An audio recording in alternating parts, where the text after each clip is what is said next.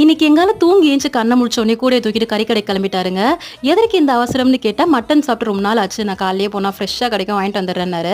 சரி ஓகே நானும் அமுச்சு வச்சுட்டேன். ஈரல் தனியா, கறி தனியா வாங்கிட்டு வந்திருந்தாரு. இது 2ம் சேர்த்து ரூ. 350ன்னாரு. நானும் வந்தோடனே மஞ்சள் தூள்லாம் போட்டு அலசி வச்சுட்டேன். இல்ல எறும்பு முச்சிரும். கூடையிலேயே பார்த்தா வாழைப்பூ இருந்தது. இது எவ்வளோன்னு கேட்டா ரூ. 50ன்னாரு. எனக்கு பக்கம் ஆயிடுச்சுல, ஒரு பூ ரூ. 50ன்னு கேட்டா, அங்க கறி ரூ. 350 வாங்கியிருக்கேன். அது உனக்கு பிரச்சனையா இல்ல. ஒரு வெஜிடேரியன் ரூ. 50 கொடுத்தா உனக்கு வலிக்குதான்ட்டாரு. அவர் பேச்சுல ஒரு லாஜிக் தெரிஞ்சதுனா நானும் வாய மூடிக்கிட்டேன். சரி அப்படியே விட்டா அது வீணா தானே போயிடும். காலையில ஆஞ்சு வச்சிடலாம்னு சொல்லிட்டு நானும் உட்காந்துட்டேன். நானும் 1000 அதுவும் அனுமார்வாள் மாதிரி நீண்டுக்கிட்டே போகுது.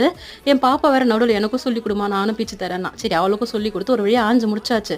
வாசல்ல பார்த்தா கீரைக்கார அக்கா குரல் கொடுத்தாங்க. போய் பார்த்தா ஒரு புளிச்சு கீரை கத்தை 50 கேட்டா பெரிய கத்தையாம். எனக்கு தான் தெரியல, உண்மையில எல்லாம் விலை ஏறி போச்சா, எனக்கு ஒண்ணுமே புரியல. சரி அதையும் ஆஞ்சிட்டு அரிசி கழுவி வைக்கலான்னு போனா, நான் பெத்ததுக்கு பண்ணி வச்சிருக்க வேலையை மட்டும் பாருங்க. சமைக்கிறதுக்கு முன்னாடியே டயர்ட் ஆயிட்டேங்க நானு.